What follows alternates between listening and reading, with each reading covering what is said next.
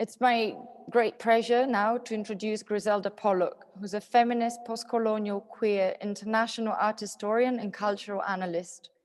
She is professor of social and critical histories of art and director of the Center for Cultural Analysis Theory and History at the University of Leeds. Her most recent publications include the reissue of the co-authored feminist classic Old Mistresses, the editing of the collection of the theoretical writings of artist Bracha Ettinger, who we've heard presenting earlier, and a monograph on the artist Charlotte Solomon. As part of the current research, she is addressing aesthetic transformation and trauma in connection to our exposure to screens. It's a pleasure to give the floor to you, Griselda, now. Thank you so very much. I'm going to share my screen. Is that fine? Everybody sees me? Is that yes, working? I believe it's working. Okay, and I just go to that. There we are. Hello, everybody, and I think you're all amazing if anybody is there at all after this marathon. Thank you very much, Carolyn and Stella and everybody in your team for organizing this event. As you can see, I'm sitting outside in a wonderful sunrise in Northern Europe in the winter. I always have an outside background to escape some aspects of our enclosure. Now, when asked to share the sense of the digital age as generating possible trauma, subjecting us all to post-traumatic stress, I was at first entirely unable to respond. I love staying at home. I love not having to travel.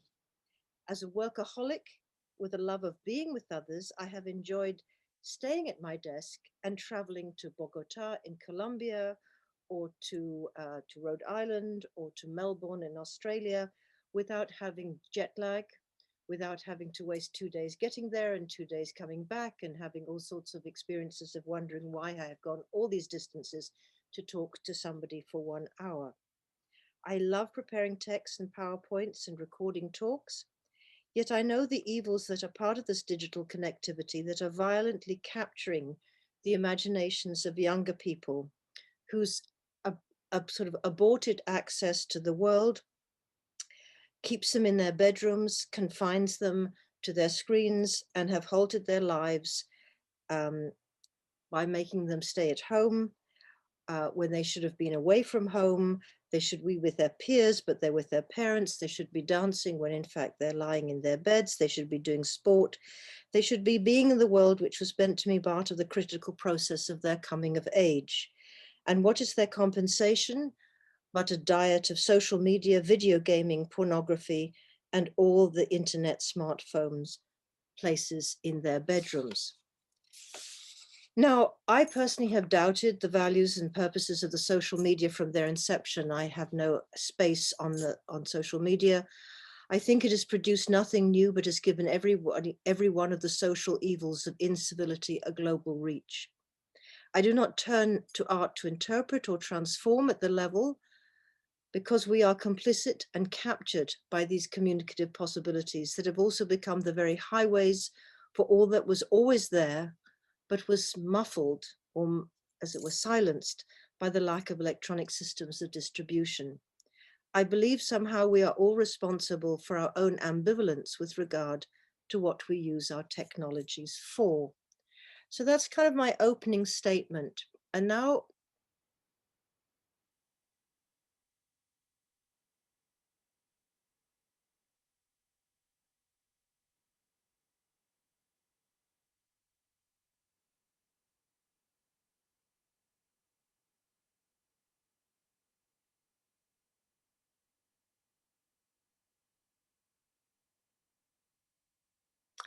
well, I really wanted to go to the National Gallery in London because they finally bought a painting by Artemisia Gentileschi. And to honor it, they've created an exhibition, typically called Artemisia, familiarizing the feminine. And I would love to wander through these hallowed halls to arrive slowly at a chance to encounter the works of Artemisia Gentileschi collected all together.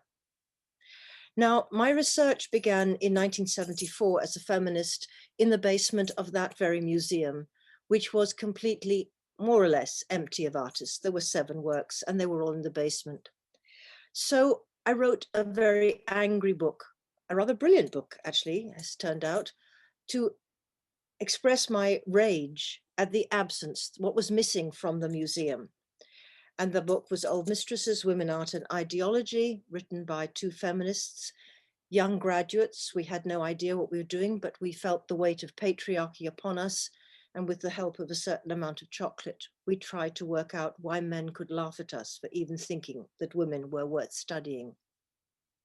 Now, the book has had a very long life and it's just been published in its fourth edition. I'm sorry about the publicity, but on the cover, I had to make a choice what to put there. And so I put the hand of Artemisia Gentileschi because I love this drawing by Pierre de Moustier II, which is just the hand, the whole issue of that whole world of hand making art, the touch of the painter, the physical holding of the paintbrush, which reminds us of this amazing and wonderful allegory of painting that Artemisia Gentileschi, in which she took hold of the iconography of the representation of painting, La Pittura, as a woman with a wonderful clothing, with her hair in disarray. It should have a binding across the mouth to remind us that painting is mute.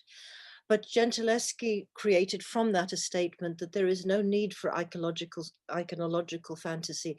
There is simply the question of the work, the making. Now, if I could go to this exhibition, I would have been very happy. But it seems to be one of those terrible events in my life that because of the pandemic, it's very unlikely that I will make it the 200 miles, 150 or 350 kilometers to London to be able to go to the National Gallery. I have waited 50 years to see a single museum collect together a major collection of the work of an artist like Gentileschi, whom I have studied for all these years.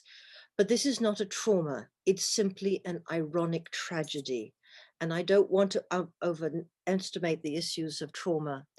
Why do I want to go there? Because I need to see these material things. I need to see how large they are. I need to see that the painting on the left is probably the cut down version of the painting on the right. We don't know why. I need to be with the works that her hand touched, that her hand thus made, that her body painted, that her mind imagined, while her time of what Brache Ettinger will call a certain kind of fascinance in the making encoded it with its own sheets of time, that I need time with the objects to unfold into the images that I will come to know and that will then haunt me, even with a mask, for fear. Now, in 2013, I published another book, which was on the Virtual Feminist Museum, not cybernetic, because it's proposing the virtuality of feminism, that feminism is still to come, that we don't know yet what it is. It's an unharvested potential for transformation. But the book was also about the question as whether art could be a site of the transformation of traumatic experiences. And I studied Louise Bourgeois, Anna Maria Maiolino, Alina Shapochnikoff, Vera Frankl, Sarah Kaufman, Chantal Ackerman, and all through the lenses of the work of the matrixial theory of Brache Ettinger. Now, I also curated an exhibition of Brache Ettinger in which I wrote about the exhibition she made. Even though I thought I'd curated it, she made it. I then wrote the book about it, which is an exploration of specifically the questions of trauma and transformation in her work.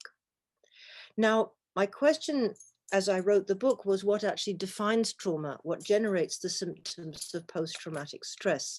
And I identified trauma under the following categories. First of all, one has to understand overwhelming experience, literally as it were, literally overwhelms the psyche, overwhelms the defenses which we put forward to try and negotiate mediate our relationship to the world. And therefore it becomes lodged within us as a perpetual present. It knows no time. It's always there. It's also by the same motion a perpetual absence because we have no means of grasping it or representing it or holding on to it. It has simply, as it were, overwhelmed our defenses and lodged itself within. It is in fact a kind of a void rather than a substance.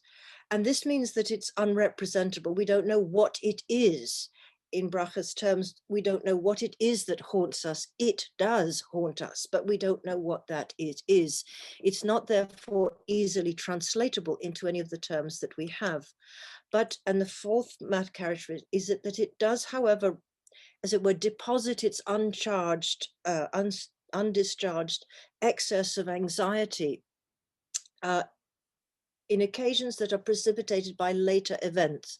So there's always a kind of belatedness to the question of trauma, that it is not it that somehow post-traumatically registers, it's some relationship between something in the present and the past, which becomes connected without forming into a fundamental element.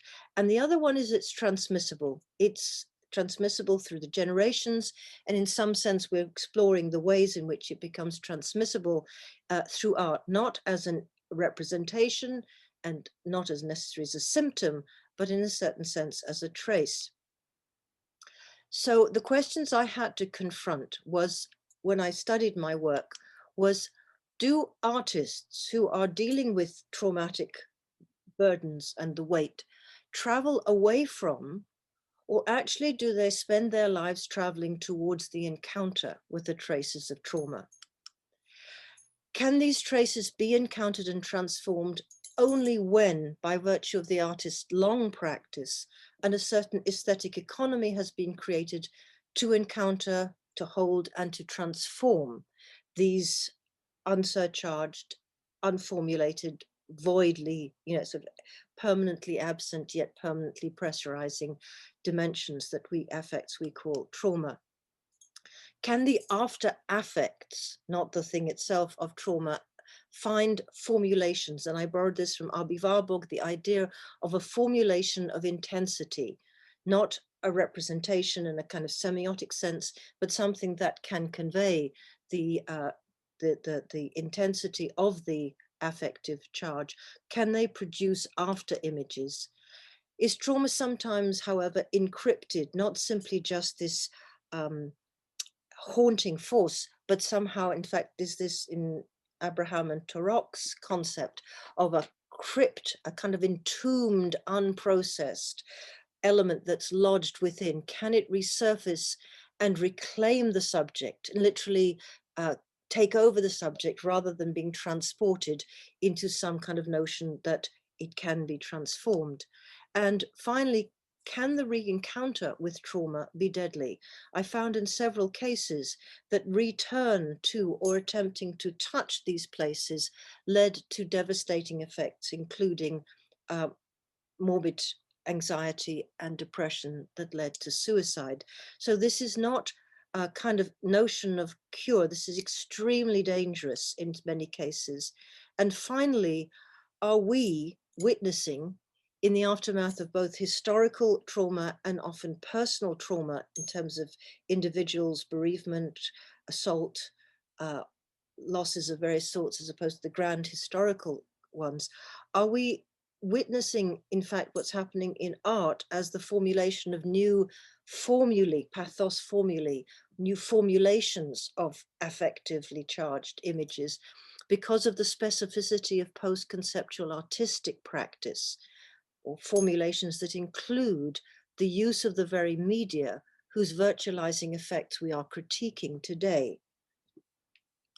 So can art transform experiences virtually in relation to not just the virtuality of the media, but virtuality in terms and sense of a displacement? And can they do that with pathos formulations of intensity for our time? And then we have to ask is, what time are we in? So I turned to the sociologist Anthony Bryant, who's a social theorist of the Information Society, who is asking, are we in the age of digitalization?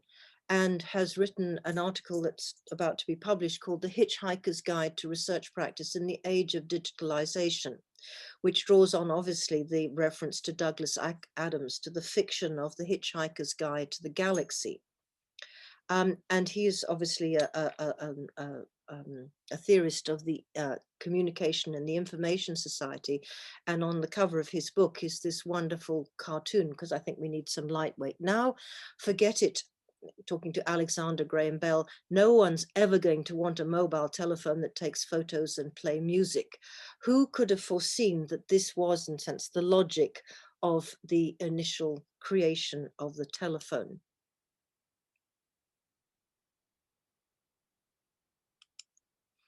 Now, Anthony Bryant brings together three guides. One is Norbert Elias, who created the idea of the civilizing process, the processo di civilazione, which is the idea that somehow between the 15th century and the 20th century, the Europeans created a particular vision of the world, which was to sustain European suprematism, that they alone, the Europeans, were civilized and thus recreated the rest of the world in the image of kind of barbaric peoples condemned to a timeless, savage eternity. And of course, this is precisely what we're disrupting now with the whole question of decolonization, anti-racism, feminism, and other kinds of disturbances to the kind of institutions, cultures, practices, even body modes of this moment of European suprematism.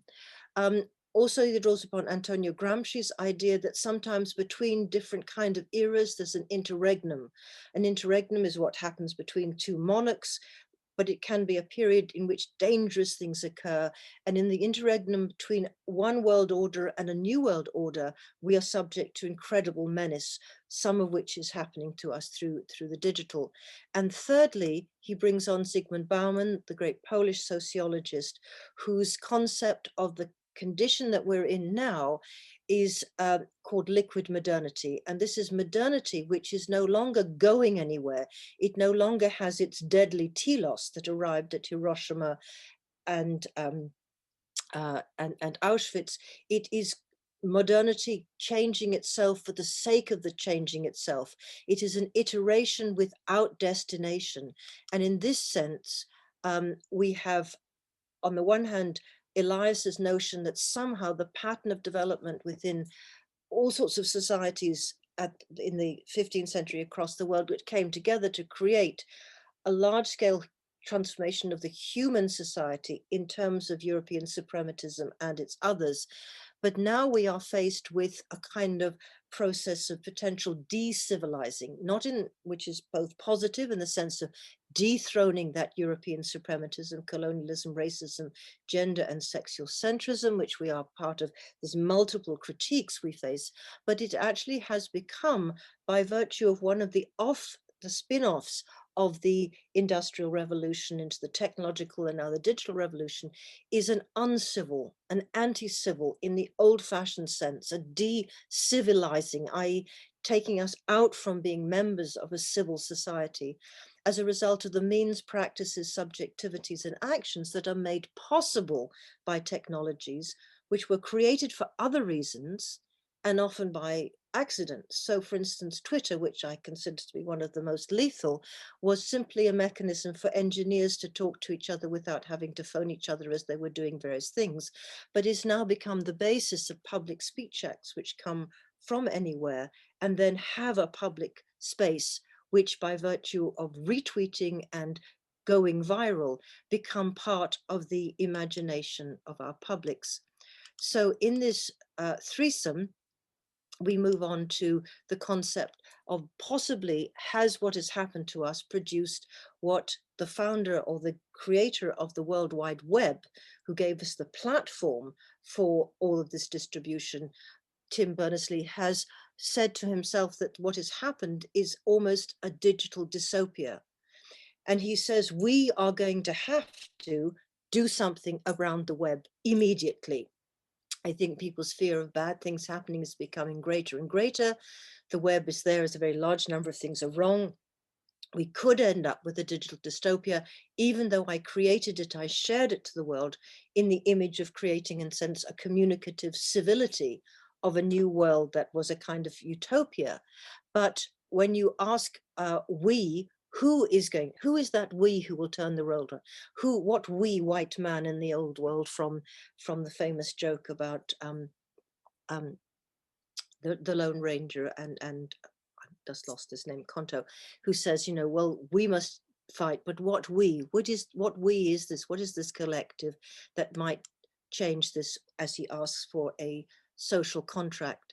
And the third party of this party is, of course, Zygmunt Bauman, whose concept of liquid modernity refers to a phase of modernity that is marked by modernity acting on itself in an iterative, ceaseless kind of manner, devoid of any specific objective.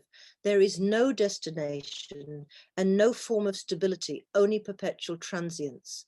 And given Bauman's depiction of liquid modernity, we can characterize the present period, starting from the 1990s, as a paradoxical period of between orders that we can grasp hold of, one without any terminating point or destination, which has become a truly Kafkaesque scenario. Where are you going? Away from here, only away from here, writes Kafka at a certain point. There is a kind of a horrifying and very traumatizing sense of losing the possibility that we can have any sense of the direction. It simply is a ceaseless kind of train and transformation, which is being driven increasingly by technology, but in that terms, going back to Elias, creating humans in their image. And that's the thing that should concern us. So have we, in this sense, forgotten to learn from artists who have been critically at work for decades with and on the possibilities of the sort of these technologies, which are more dialectically engaged with both social commentary on the way they register tendencies in the world, but also offer for possibilities? Because of course, it's not the technology and not the society alone. That it is in some sense we who are caught up in some fantasy of the Promethean power of the digit, but not the digit of the hand, but the digit of the mathematics, which becomes the basis of digitalization, while at the same time imagining, or not imagining, but allowing ourselves to be recreated in this new image, which does not seem to have a godlike source. It seems to be, in a sense, integrated with who and what we are. But I always think it's important to look at the other hand of God, which is touching, embracing, loving, one of the great queer images in the Catholic Christian art world. But this form of God's hand is disturbing, for to say the least, in that particular instance. So as I come to the conclusion, I turn to artists, and one of the artists whom I discussed in my book about trauma, was one of the very first artists to engage with video. Vera Frenkel is not as internationally known in the world as she should be. She has shown all over the world, from Japan through Toronto, Scandinavia, through to Britain, at Paris. But in 1974, the first work that she explored with the notion, with using the very new technology of video conferencing, was to have two groups of people undertake, under her direction, a very complicated networking action with their real fingers by using the game called Cat's Cradle, where you have to do certain gestures with strings.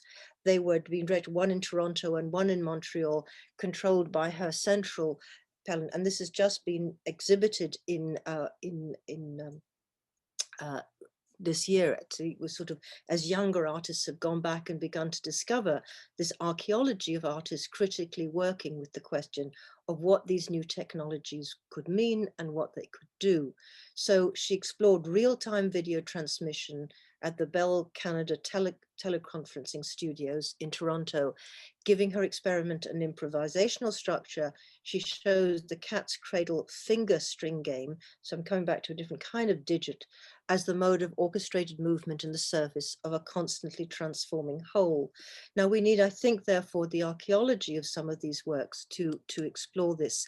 And if we remember that teleconferencing actually was first thought of in 1870 and was already developed by the late 20th century, 19th century, and has arrived only with what we are now doing by Zoom 2011.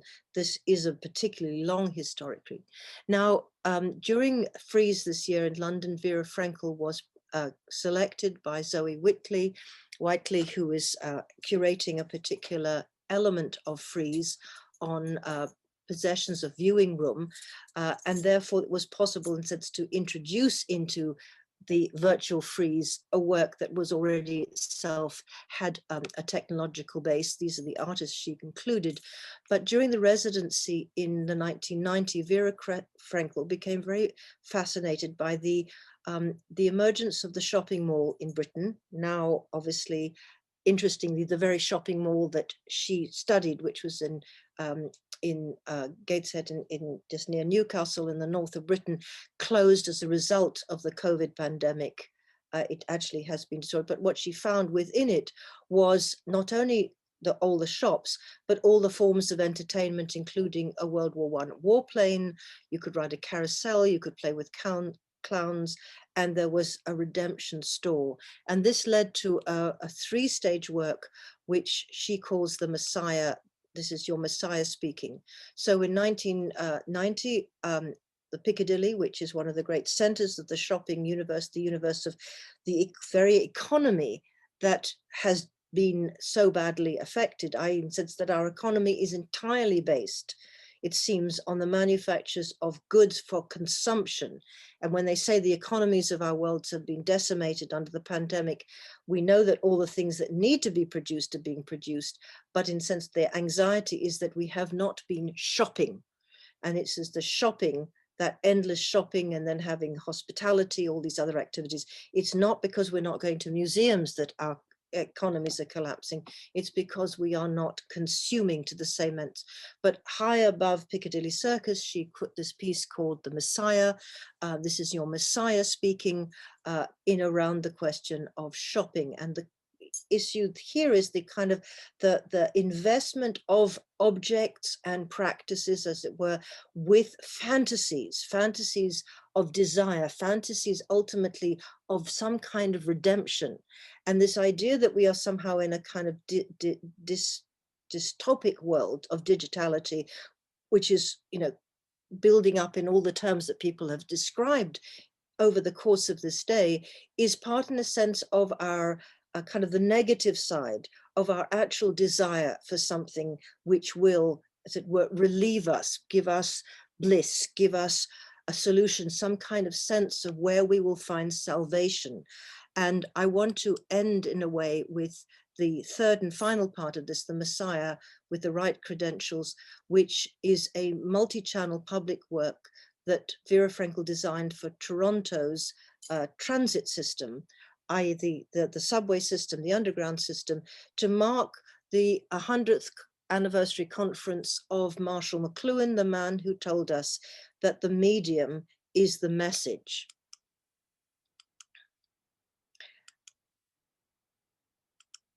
So I'm going to just play some of this for you as a conclusion. And this is with permission of Vera Frankel herself. Don't want to do. There's no rush, he said. There's no rush, he said. There's no rush, he said. No one will ever force you to do anything you don't want to do. There's no rush, he said. Don't worry. No one will force you to do anything you don't want to do. No one will ever force you to do anything you don't want to do. There's no rush, he said. But do shop around, he said.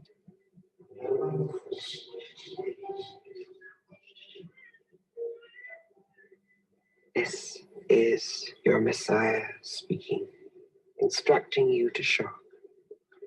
And that afternoon at the shopping center, he said, devil that he was, he said that very afternoon at the shopping center, this is your Savior speaking. The best in the business. Welcome, he said. Shop around. Look sharp. Be smart. And I'll tell you a story, a true story, he said. About a people, he said, who didn't shop around. Listen carefully.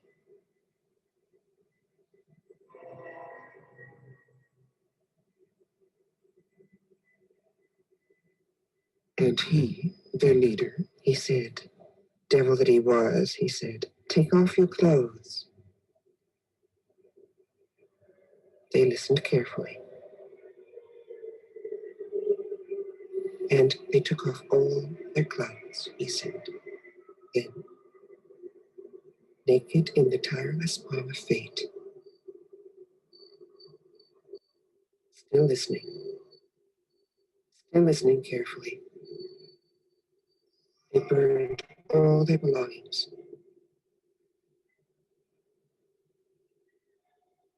and waited at the shore for redemption.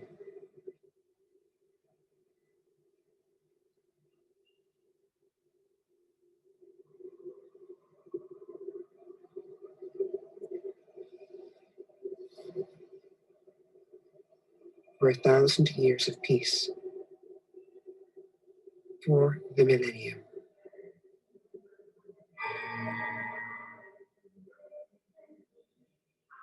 They waited, and as they waited,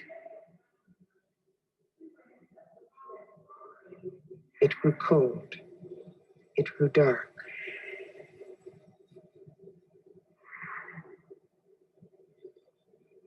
In the cold, dark wilderness,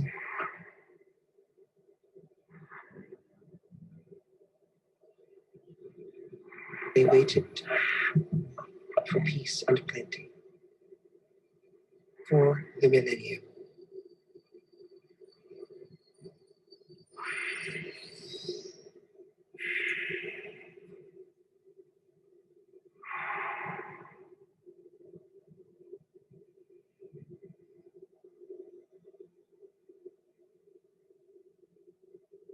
And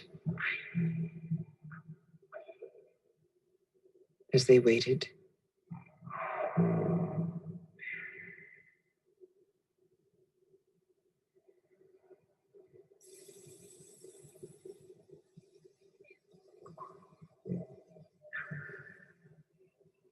made shrines out of weapons of war.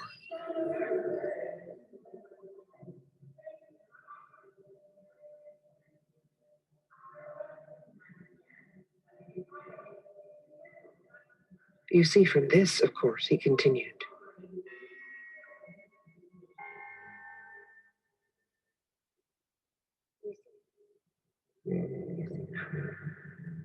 we listened carefully.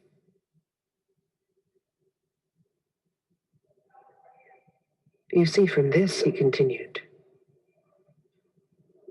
how crucial it is to choose the Messiah with the right credentials.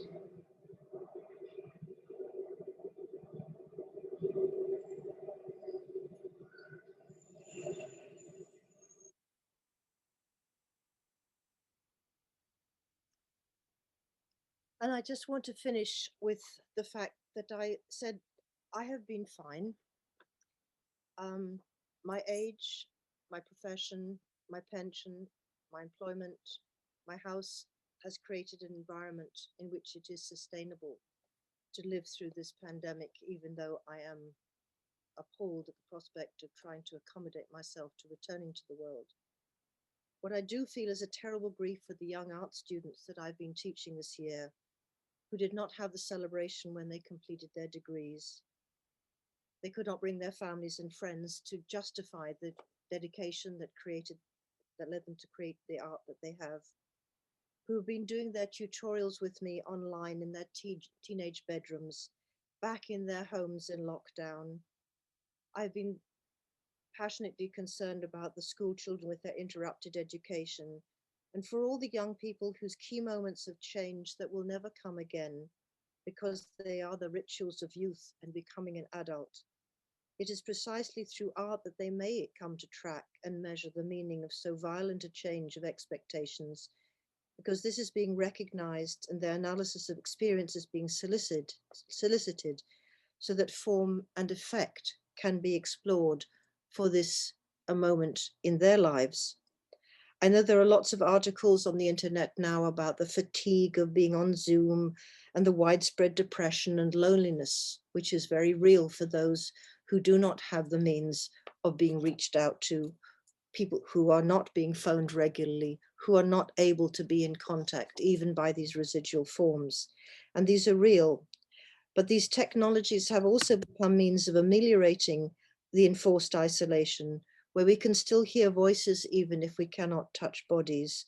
And we can maintain the regularity of human contact, which is what I've done with many people that I should have always done, but only under the circumstances have completed. So I find myself ambivalent in relation to this conference, but hoping that ultimately my deep and profound faith in the capacity of artists to help and guide us. I did some research about the art in the Spanish flu, hoping to find that that particular pandemic generated various things. It clearly generated T.S. Eliot's The Wasteland. It's also traced in Virginia Woolf's Mrs. Dalloway. And I'm sure, in fact, I'll come to realize that when I say that the 20th century was a catastrophic 20th century, most of whose art is a post-traumatic response, symptomatic response to things that were so overwhelming in that century, that in fact the pandemic was one of them, and it's the great forgotten one. It appears in Charlotte Zalomann's, the work of Charlotte Zalomann, the artist that I have just recently discussed, insofar as her mother committed suicide, but it was easy to explain that death by simply saying that she had succumbed to flu. So I'm beginning to see the traces of this registered across the art of the 20th century and thinking this through. And therefore we may put our present situation into a larger historical context of the conditions in which this dialectic between the attempt to give pathos formula by which we become to recognize the intensity of what we've gone through is linked with, in fact, a much more kind of complex negotiation of the possibilities of artistic practice that itself is the product of the transformations of technology, hence what we call the post-conceptual. For the vast majority of the works we go to nowadays include duration as a result of various forms of cinematic, filmic, and digital technologies, as well as giving us still the encounter with things that were made by hand. And I wanted to hopefully bring those two things together with the digit and the digitalization. Thank you very much. Well, thank you so much, Griselda, for this great presentation that opened up the context also for some of the following talks of the closing hours of this day-long event. Just to summarize Griselda's presentation for those that might have connected just now, Griselda Pollock's presentation was titled Aesthetic Transformation and Trauma on Screen Now, addressing the age of digitization before reflecting on the characteristics of trauma. Something that happens, but we do not know it. It haunts that we cannot grasp the shape of what haunts. Drawing on this interpretation, Pollock asked whether our current social experience of physical distance and fearful dissociation and exposure to screen association may be defined as traumatic. Is it not the social conditions and the content rather than the technology that is stressing us? So I'll leave you with this question and suggest to wait until the next presentation that Julia will introduce. Thank you very much once again, Griselda. You're most welcome.